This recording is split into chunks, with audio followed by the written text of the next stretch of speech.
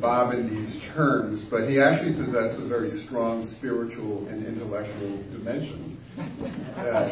These attributes became the foundation of a very touching and deep friendship with our next speaker, Dusty Nichols.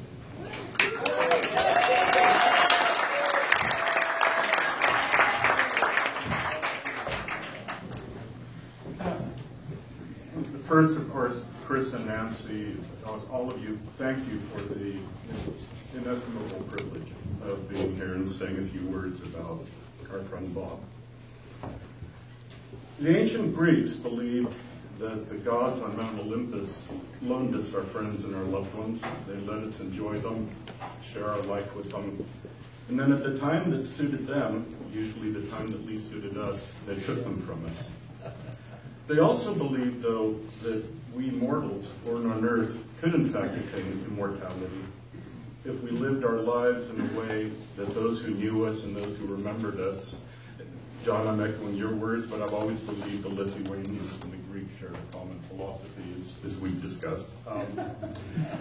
If we lived in a way that we wouldn't be forgotten, we in fact became immortal, and Bob is immortal. The last day he lived in the hospital, I know Deanne went to see him and kept him company for a while. And he told me the really beautiful story. He fell asleep, and while he was sleeping, you were still with him, and a hawk came and sat on the windowsill. Deanne sent me a photo of the hawk looking at Bob.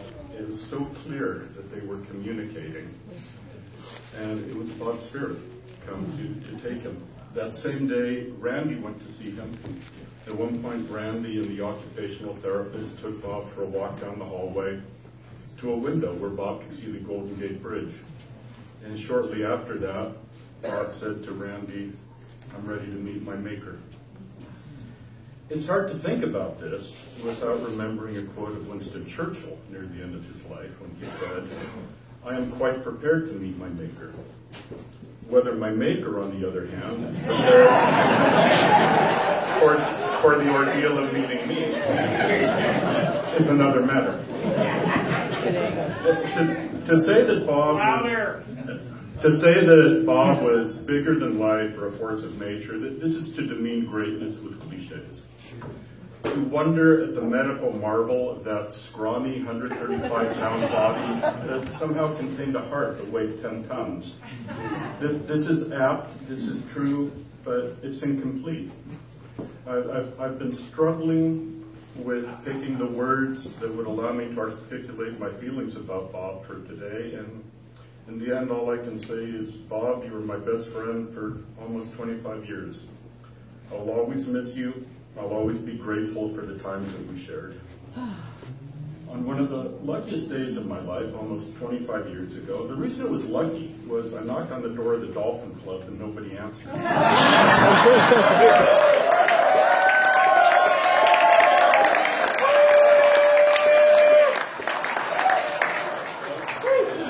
Of course, I came to the South End. I rang the buzzer. Bob opened the door, looked me up and down, seemed to take my measure, shook my hand. The rest, as I say, is history. We took an instant liking to each other. I honestly don't know why he chose to adopt me the way that he did, but I shall be forever grateful for the fact that he did. He took my $5. He gave me a Sunriser calendar, one of the gloriously pornographic ones that Dr. Lagos used to draw for us. And after he stuck my $5 in his pocket, he gave me a membership application for the South End Rowing Club. So I can honestly say that thanks to Bob Roper, I was in fact a Sunriser before I became a South Ender. Oh yeah, I did. It stuck in his pocket. That was $5. I never saw it. Yeah. A lot of you knew me during the years that I lived in Denver and worked around the world. I became a real expert at scheduling flights from one bizarre corner of the world to another, with a long enough layover in San Francisco coinciding with the favorable tide to meet Bob and do whatever crazy swim he had planned. He'd always make sure all of you knew that I was coming, and sometimes it would be for a few days, sometimes it would be for just a few hours, but we'd always share some swims and we'd share some meals. Through some very difficult years of my life, these were among my brightest moments, and they remain and will remain for the rest of my life among my happiest memories. Over the 25 years that I was privileged to be Bob's friend, we helped each other through countless of life's floods and ebbs.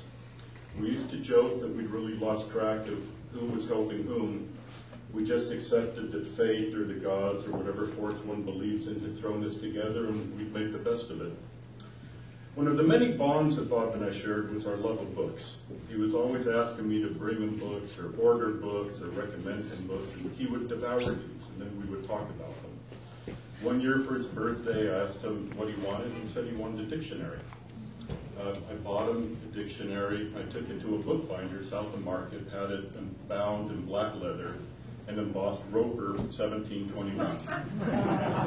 The woman who bound it asked me if Roper 1721 was a reference to a biblical verse. I gave her the look that a true believer is allowed to give an infidel. Said, of course, it's from the Book of Golden Gate. That stupid dictionary, and Patty, thank you for giving it to me. It's honestly the only physical thing that I would like to have. That damn dictionary weighed more than Bobby did. And he would always stick in that little ditty bag he carried around, and he'd kind of list to starboard, and he'd carry it and walk around. Several times we watched the movie Zorba the Greek together. And a lot of you know that's a very special movie and story for me because of my family. He loved it, and after the third or fourth time we watched it together, he wanted to read the book by Nikos Kazantzakis, who had been a friend of my father's, which was the tie together to all this. He loved the book, he wanted to talk about it. What he really loved was an epigram by Kazantzakis that in many ways for me sums up Bobby.